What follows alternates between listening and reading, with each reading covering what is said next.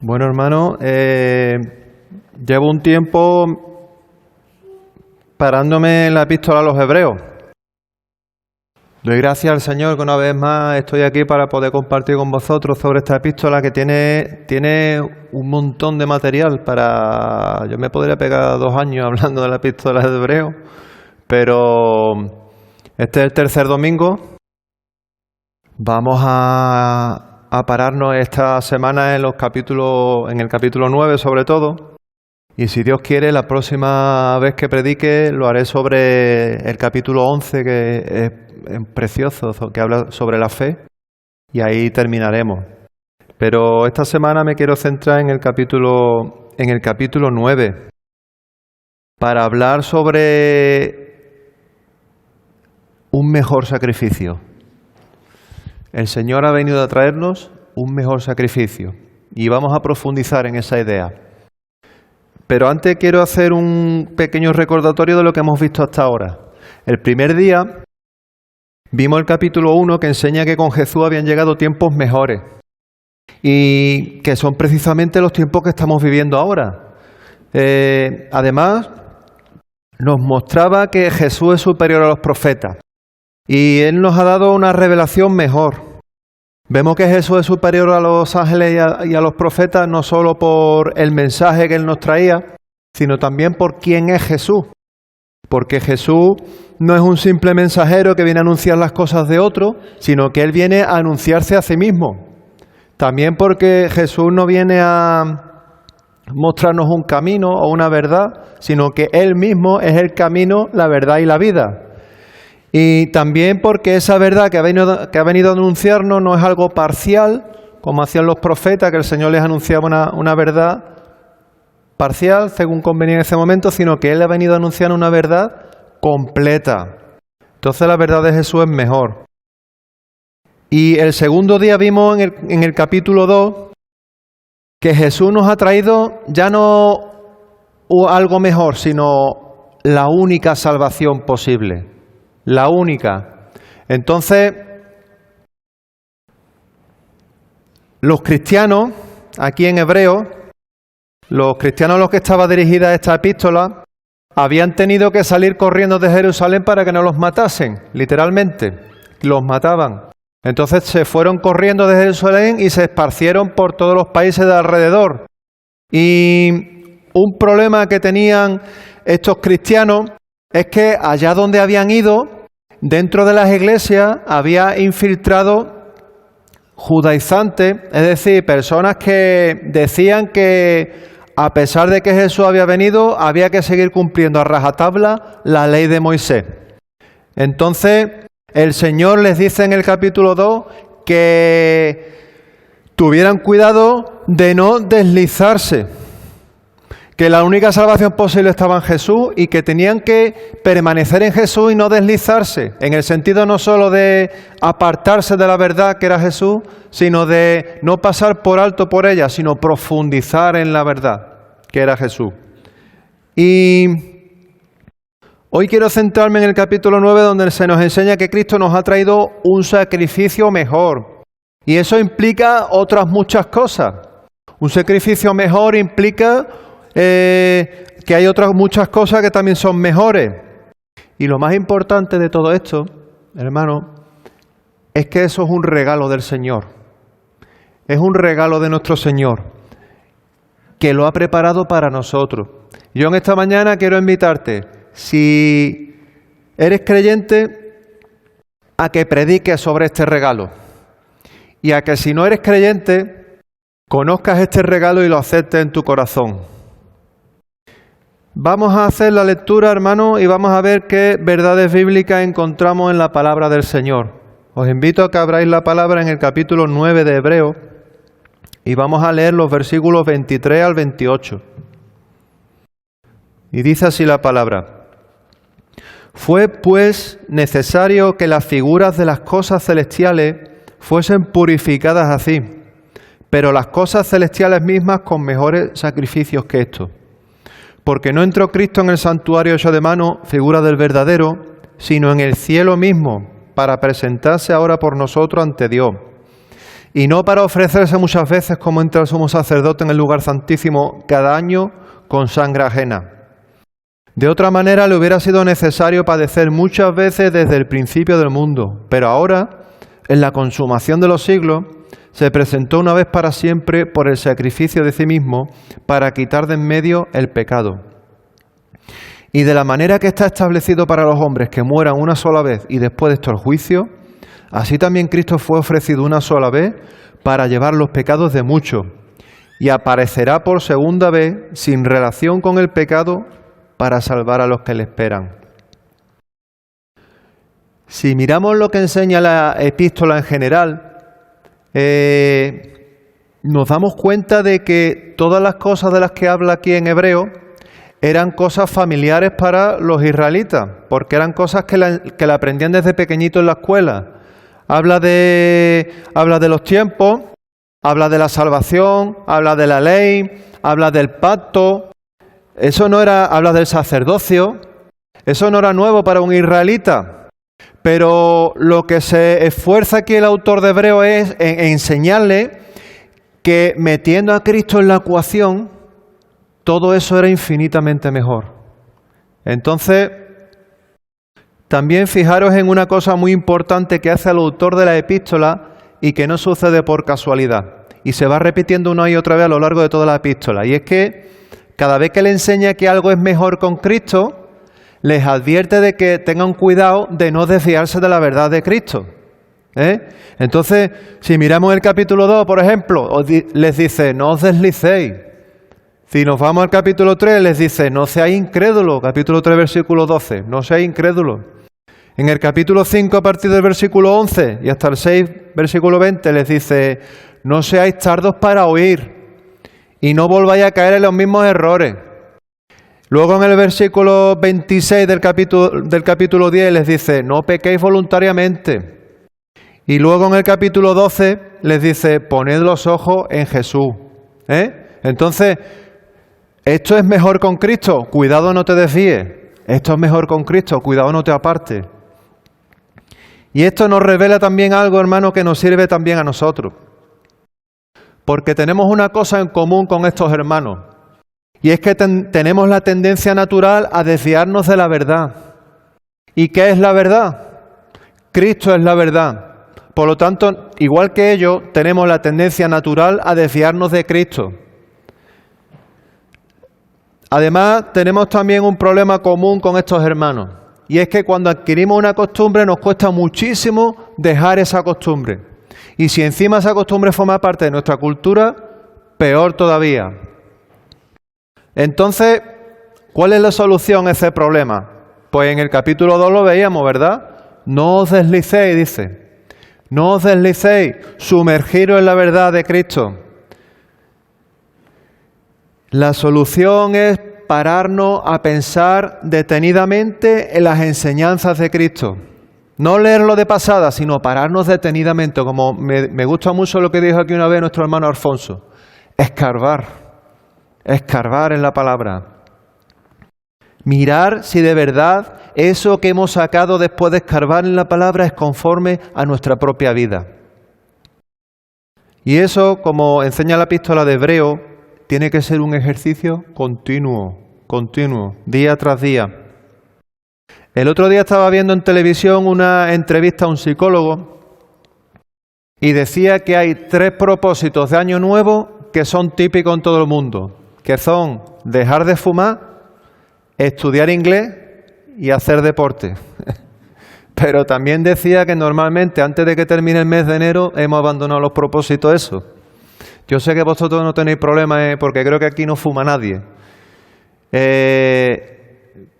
Pero, por ejemplo, si te has propuesto hacer ejercicio, no vale de nada que hagas ejercicio la primera semana, todos los días haciendo 1 hora de ejercicio y el resto del año no hagas nada, ¿verdad? ¿Qué vas a conseguir? Lesionarte, ¿verdad?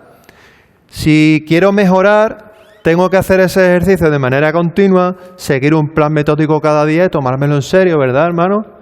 Pues con la palabra de Dios pasa exactamente lo mismo. La meditación en la palabra tiene que ser algo continuo. La oración tiene que ser una práctica diaria. Y con todo eso el Señor nos va mostrando la verdad, y si no está de acuerdo con nuestra propia vida tenemos que ir corrigiéndolo cada día. Con la ayuda del Espíritu Santo, porque si no es imposible. Y ese es precisamente el objetivo que busca la epístola a los hebreos. Por eso repite tantas veces: esta es la verdad, no te apartes; esta es la verdad, no te deslices; esta es la verdad, créela. Y luego hay otro patrón que se repite en hebreo, que es que te muestra una verdad bíblica, pero al mismo tiempo te muestra una aplicación práctica, Y nosotros hoy vamos a seguir ese mismo patrón. Y vamos a responder a una pregunta que es: ¿por qué el sacrificio de Cristo es mejor? ¿Y qué aplicación práctica tiene eso para mi vida? Vamos a responderlo con la ayuda del Señor. Para eso es importante que entendamos dos ideas que aparecen en el capítulo 9. La primera de esas ideas es las cosas celestiales. Versículo 23. Fue pues necesario que las figuras de las cosas celestiales fuesen purificadas así, pero las cosas celestiales mismas con mejores sacrificios que estos. Este versículo es una consecuencia directa de lo que acaba de decir justo antes. ¿Y qué es lo que acaba de decir justo antes? Versículo 22. Casi todo es purificado según la ley con sangre, y sin derramamiento de sangre no se hace remisión. Es decir, que si quiero que Dios perdone mis pecados, alguien tiene que morir. Si quieres que Dios perdone tus pecados, antes tiene que haber muerto alguien. Entonces, por esto que acabo de decirte,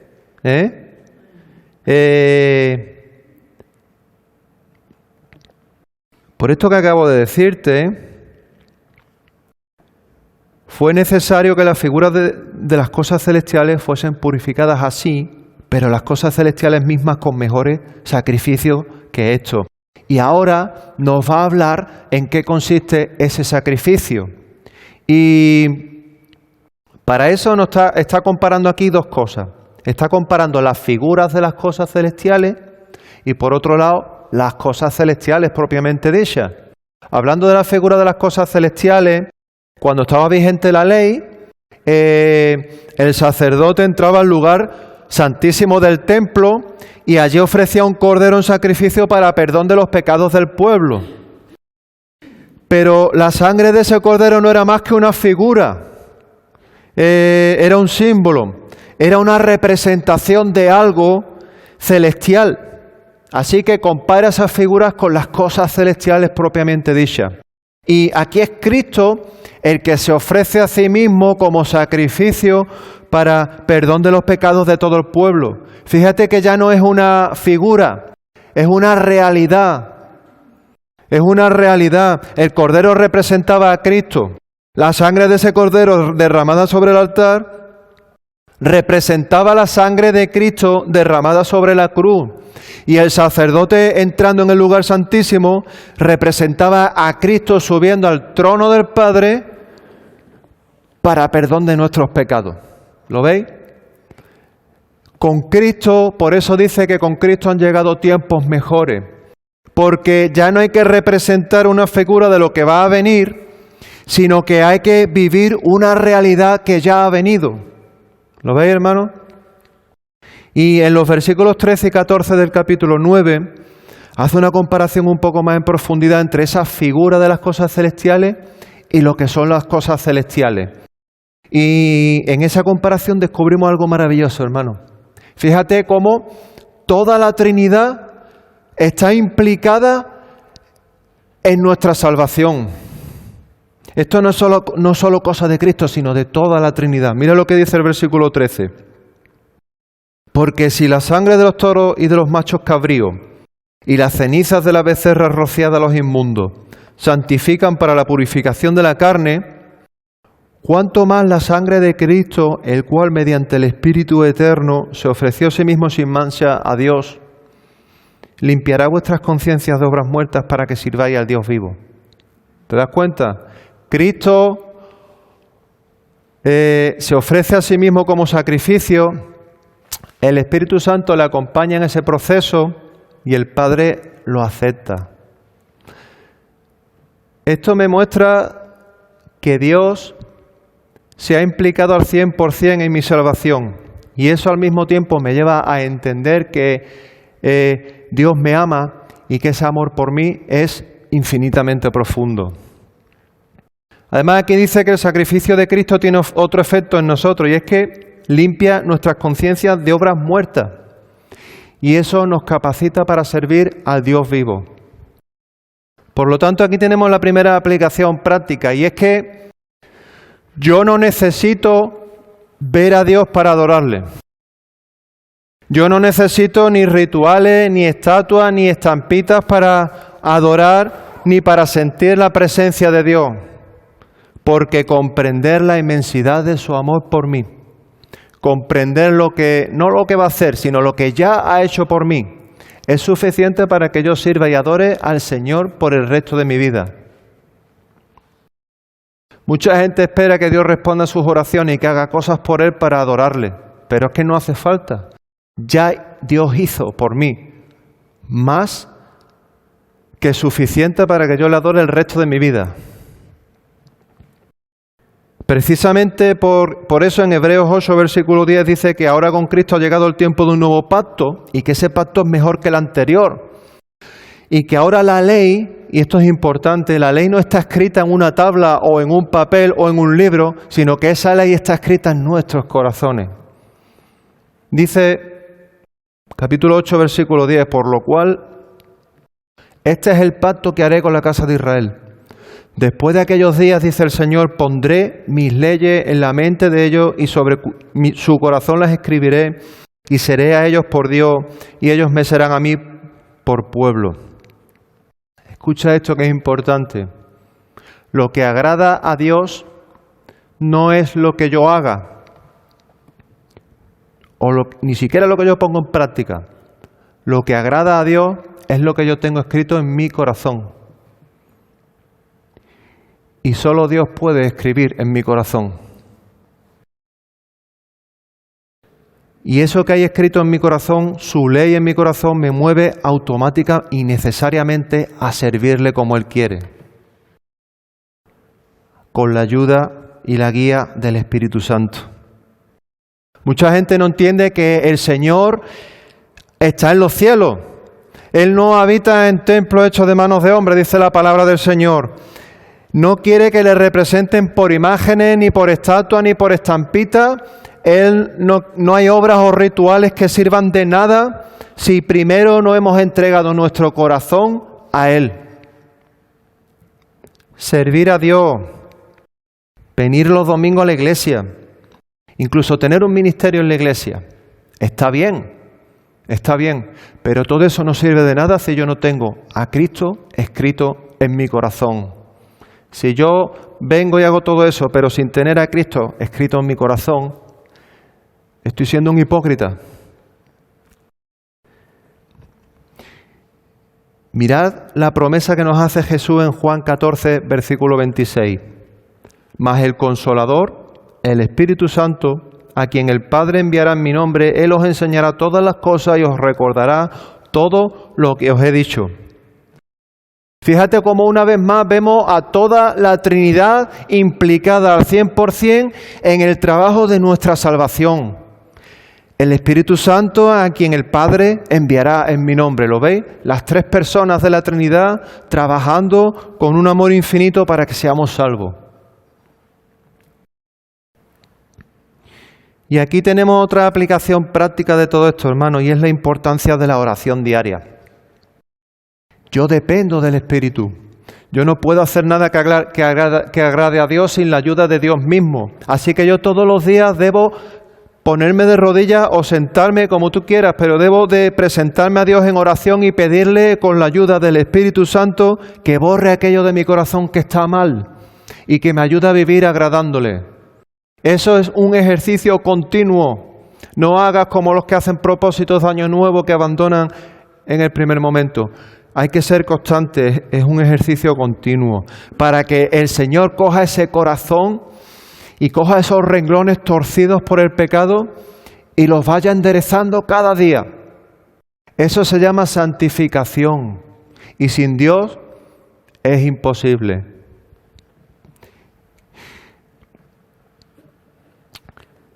Que el Señor nos ayude a entender, a predicar y a poner en práctica su ley. Esta semana estaba viendo, bueno, yo siempre cuando termino el estudio busco comentarios bíblicos, ¿no? Lo hago cuando acabo para que no me influya, ¿no? Pero bueno. Y estuve leyendo una predicación de Spurgeon y bueno, le mandé un mensaje a mi padre, sabía lo que me iba a decir antes de que me lo dijera. Digo, la predicación esta de Spurgeon te hace sentir complejo de inferioridad, es tremenda. Predicaba sobre este mismo texto, ¿no? Y me responde, cuidado con Spurgeon que es muy alegórico. Digo, sabía que iba a decir eso. ¿Quieres leer libros de predicadores famosos? Está bien. ¿Quieres suscribirte a canales de YouTube de iglesia que tienen una reputación maravillosa? Muy bien. ¿Quieres tener unos estatutos que sirvan para que la iglesia funcione bien? Perfecto. Pero que no se te olvide que por encima de todo eso, incluso por encima de tus costumbres y de tu manera de ver la vida, por encima de todo eso, está la ley de Dios. Y dependemos total y exclusivamente de Dios para que Él escriba esa ley en nuestros corazones. Así que, hermano, siempre acude a Dios, acude a su palabra y acude en oración a Dios para que te ayude a entenderla, a ponerla en práctica y a predicarla. Un creyente no puede decir, es que yo soy así, ya después de tanto tiempo no voy a cambiar. No, hermano, el Señor escribe en tu corazón y cuando Él escribe en tu corazón puede cambiar cualquier cosa de tu vida, cualquiera. Nosotros hemos conocido aquí, no voy a decir el nombre, pero algunos lo habéis conocido, a alguien que estuvo en la mafia, hace unos años, ¿acordáis? Y aquí estaba adorando a Dios. Si pudo cambiarla a él, puede cambiar lo que sea. Si pudo cambiar al apóstol Pablo, que era un perseguidor de cristianos, puede cambiarme a mí. Y ahora quiero hacerte una pregunta para que te pares a pensar en ella cuando vayas a casa. ¿Cómo estás viviendo la realidad de Cristo? ¿Estaría Cristo de acuerdo con lo que estás haciendo? Si es así, adelante y gloria a Dios. Pero si no es así, pídele al Señor que te ayude a cambiar con la ayuda del Espíritu. Y ahora os invito a que os detengáis un poco conmigo, un poco más en esas cosas celestiales propiamente dichas. Los versículos 24 y 25 nos la describen perfectamente. Versículo 24 dice: porque no entró Cristo en el santuario hecho de mano, figura del verdadero, sino en el cielo mismo, para presentarse ahora por nosotros ante Dios, y no para ofrecerse muchas veces como entra el sumo sacerdote en el lugar santísimo, cada año con sangre ajena. Aquí cuando habla de que Cristo se ha presentado por nosotros ante Dios, estuve viendo el original en griego, y está diciendo textualmente que se ha presentado ante el rostro de Dios. Se ha presentado ante el rostro de Dios. Es decir, que se ha presentado ante Dios cara a cara. Esa es la idea. Intenta pedir una cita para ver al rey, a ver si eres capaz. Ya te digo que no vas a poder. Pedir audiencia ante el rey es imposible. Está fuera del alcance de cualquier persona común. Necesitas dos cosas. Primero, una invitación especial o... segundo, que alguien de la propia casa real te acompañe al palacio. Pues esa es la idea de Hebreos en este punto, hermano. Cristo es parte de la casa real y se ha presentado ante el rostro de Dios en representación de nosotros. ¿Lo veis? Para perdón de nuestros pecados. Pudo hacerlo porque solo Él es parte de la familia real. Aquí hay un segundo concepto que nos muestra por qué el sacrificio de Cristo es mejor. Y ese segundo concepto es el de la consumación de los siglos. La consumación de los siglos. Lo tenemos en el versículo 26. Dice, de otra manera, le hubiera sido necesario padecer muchas veces desde el principio del mundo, pero ahora, en la consumación de los siglos, se presentó una vez para siempre por el sacrificio de sí mismo para quitar de en medio el pecado. Aunque aparentemente Cristo hizo lo mismo que los sacerdotes, en realidad su obra es mucho mejor que la de los sacerdotes por varios motivos. Primero, porque su obra es mucho más completa. Él no es solo el sacerdote que entrega la sangre de otro para perdón de los pecados, no. Él es el sacerdote y al mismo tiempo el cordero. Y la sangre que se derramó ahí era la de él mismo. Segundo, es más perfecta porque su obra no era algo temporal, sino que es eterna. El sacerdote tenía que ir todos los años al lugar santísimo a presentar otro cordero para perdón de los pecados. Pero Cristo dice que lo hizo una vez para siempre. Ya está, no hace falta que haya más sacrificio. Lo hizo Él una vez para siempre.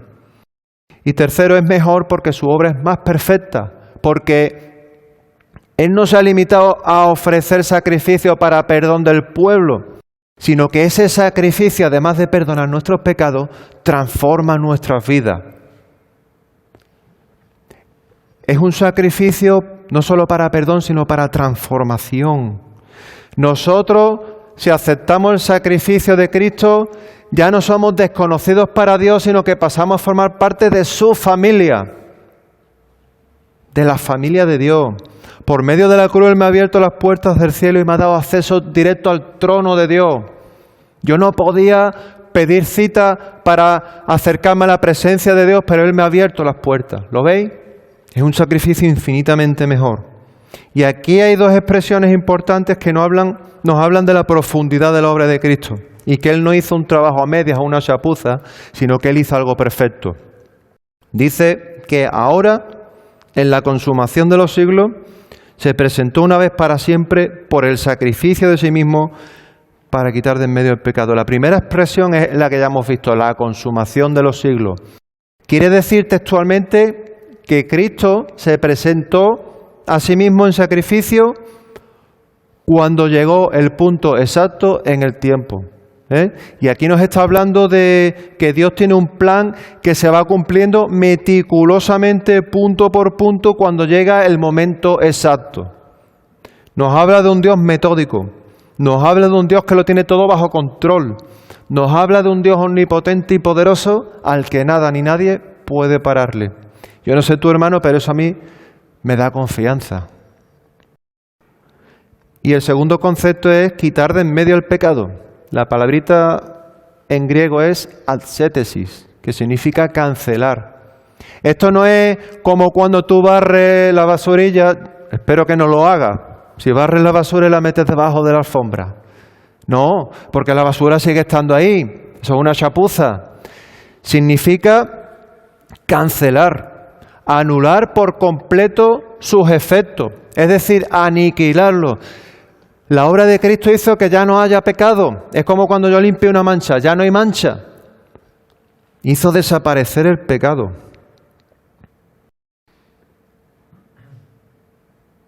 Versículo 27 dice, de la manera en la que está establecido para los hombres que mueran una sola vez, después de esto el juicio, así también Cristo fue ofrecido una sola vez para llevar los pecados de muchos y aparecerá por segunda vez sin relación con el pecado para salvar a los que le esperan. Aquí dice que está establecido que tenemos que morir y luego ir a un juicio ante Dios. Aquí está hablando de que está reservado. Es decir, que vamos a ir sí o sí. Que nos hemos ganado el derecho a ir a esa cita, a un juicio ante Dios. La muerte y después el juicio. El otro día, María José y yo hicimos la reserva de 2 entradas para un concierto de Tom Jones. ¿Os gusta Tom Jones? A mí me encanta Tom Jones. Y en verano vamos ahí, si Dios quiere, ¿no? Y la verdad es que nos hace ilusión ir. Nos hace ilusión ir. Mi padre dice que es un viejo, es verdad, pero canta bien. Tiene mucha marcha. Es una cita a la que vamos a ir sí o sí porque nos la hemos ganado. Es una reserva que hemos hecho, ¿no? Y esa es la idea aquí. Es una reserva. La diferencia está en que parece ser que esta reserva a nadie le hace ilusión, ¿no? Porque ¿a quién le hace ilusión morirse? ¿A quién le hace ilusión ir a un juicio? A mí cada vez que me llaman a un juicio no me acabo de acostumbrar, me pongo nervioso. Yo creo que estas dos cosas, junto a tener que ir a una cita con Hacienda, es lo más horrible a lo que te puedes enfrentar, ¿o no?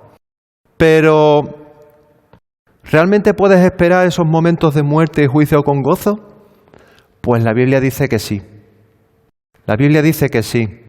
Fíjate que en este versículo hay un grupo que dice que son los que le esperan, Dice, aparecerá por segunda vez sin relación con el pecado para salvar a los que le esperan. Cuando aquí habla de los que le esperan, la palabrita griega está más difícil todavía. A ver si la digo bien. La palabrita griega que se usa aquí es apekdechomai, que significa esperar con mucho deseo. O sea que aquí está diciendo que Él va a venir a salvar a los que le esperan con mucho deseo. Esos que esperan con mucho deseo somos nosotros, la Iglesia del Señor.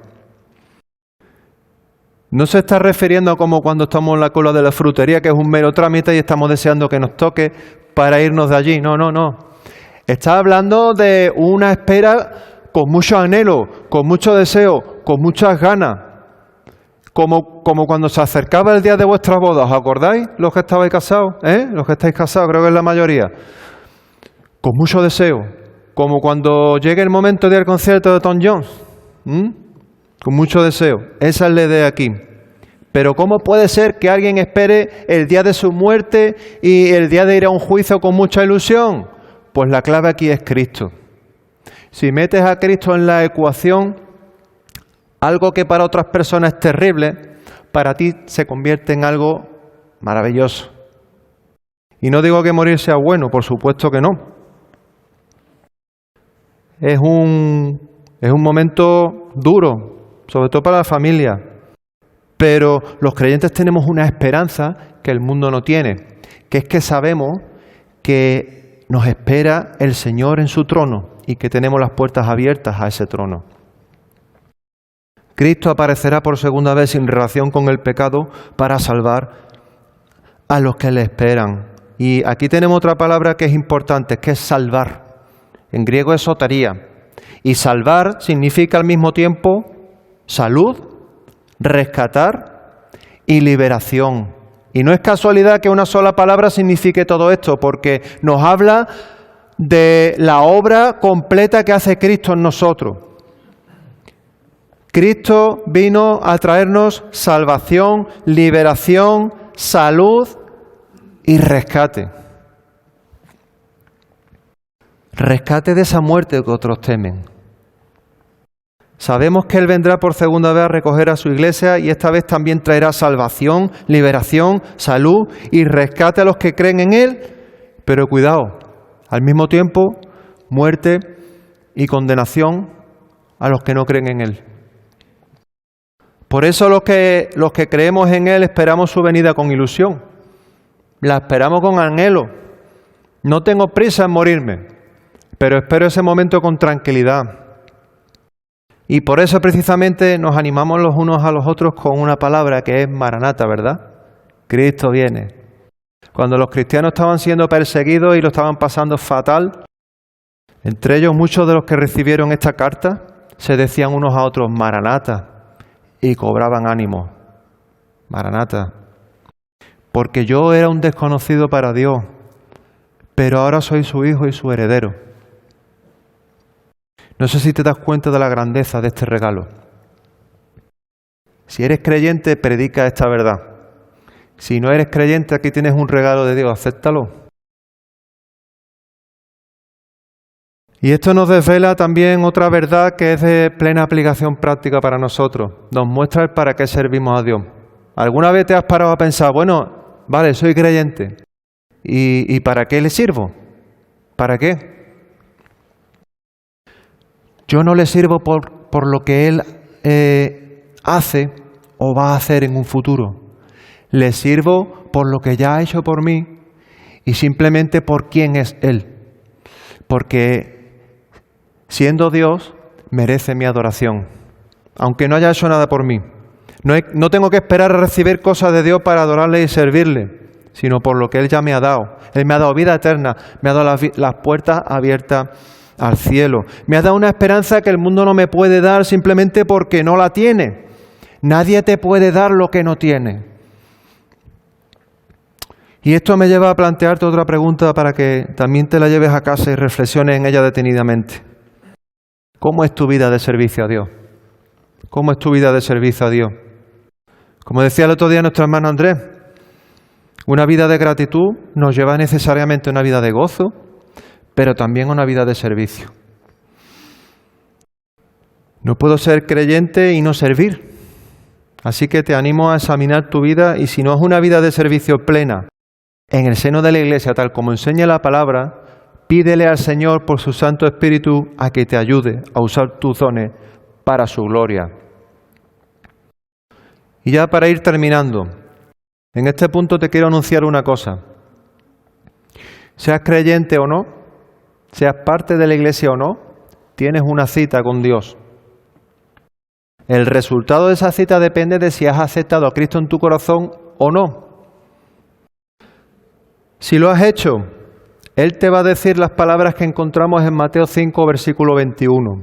Bien, buen siervo y fiel, sobre poco has sido fiel, sobre mucho te pondré, entra en el gozo de tu Señor. Por otro lado, si no has aceptado a Cristo en tu corazón, un poquito más adelante tienes las palabras que escucharás de parte de Él. Versículo 30 del Mateo 25. Al siervo inútil echadle en las tinieblas de afuera, y allí será el lloro y el crujir de dientes. Quiero hacerte un llamamiento. Si eres creyente, yo comparto el llamamiento que hace el apóstol Pablo en Filipenses 2, versículo 15. Que seáis irreprensibles y sencillos, hijos de Dios sin tacha, en medio de una generación torcida y perversa, en medio de la cual resplandecéis como luminares en el mundo. Y si no eres creyente, permíteme que también te deje una pregunta para que te la lleves a casa. ¿Qué tipo de relación tienes con Dios? ¿Has preparado tu cita con Dios? ¿Has pensado en qué te dirá cuando llegue el momento? Piensa en ello. Y en este punto yo comparto el llamamiento que aparece en el Salmo 24, los versículos 3 al 6, que nos da la clave de cómo podemos prepararnos para esa cita. ¿Quién subirá al monte de Jehová? ¿Quién estará en su lugar santo? El limpio de mano y puro de corazón, el que no ha elevado su alma a cosas vanas ni jurado con engaño. Él recibirá bendición de Jehová y justicia del Dios de salvación. Tal es la generación de los que le buscan, de los que buscan tu rostro, oh Dios de Jacob. Y termina el Salmo con una palabrita que es Selah, medita. Yo no puedo cumplir los requisitos que aparecen en este Salmo. No puedo por mis propios medios. Yo no puedo escribir la ley de Dios en mi corazón. ¿Sabes por qué? Porque el bolígrafo lo tiene Él. Por tanto, yo no puedo entrar en el lugar santo donde se encuentra Dios por mí mismo. Necesito que Cristo se presente por mí delante de Dios. No puedo limpiar mis manos, no puedo purificar mi corazón, pero Cristo, que es perfecto, subió a ese monte en representación mía. Limpió con su sangre mis manos, limpió con su sangre mi corazón. Y gracias a ese regalo que yo no me merecía, ahora sí que puedo decir que algún día me presentaré cara a cara ante Dios y Él me dirá: bien, buen siervo y fiel, sobre poco has sido fiel, sobre mucho te pondré, entra en el gozo de tu Señor. Yo no compré la entrada, la pagó Cristo por mí. No tengo prisa en escuchar esa frase, pero tengo que reconocer que espero con ilusión ese momento. Y espero que tú también lo hagas. Te salvarás si le esperarás si crees en Él. Y si crees en Él, necesariamente tienes que servirle. Así que hasta aquí la palabra del Señor. El próximo día, si Dios quiere, profundizaremos en el capítulo 11, que nos habla de la fe. Y nos habla sobre todo del efecto tremendo y potente y increíble que tiene sobre los que tienen fe, pero también sobre los que están a su alrededor. Que el Señor os bendiga, hermanos, y Maranata. Acordaros, Maranata. Oremos al Señor.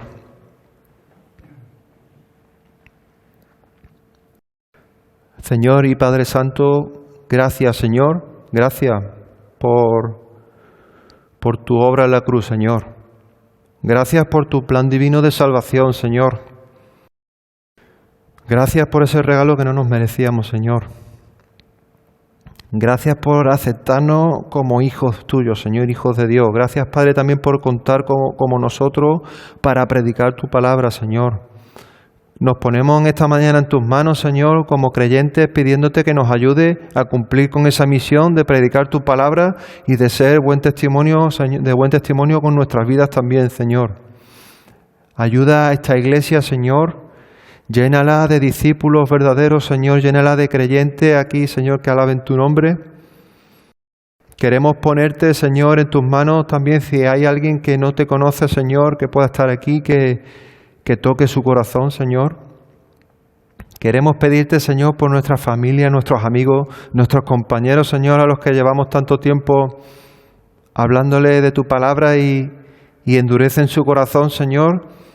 Que toque su corazón, Padre, que abra su corazón, que los ablande para que puedan recibir tu palabra, Señor. Danos fuerzas cada día, Señor. Ayúdanos, Padre, a entender nuestros errores para corregirlos. Y también, Señor, ayúdanos a seguir, Señor, cada día sirviéndote más y más, Señor, con la guía de tu Espíritu, Padre. Gracias, Padre, por todo. En tus manos nos ponemos, Señor, con confianza en el nombre de Cristo. Amén. Amén.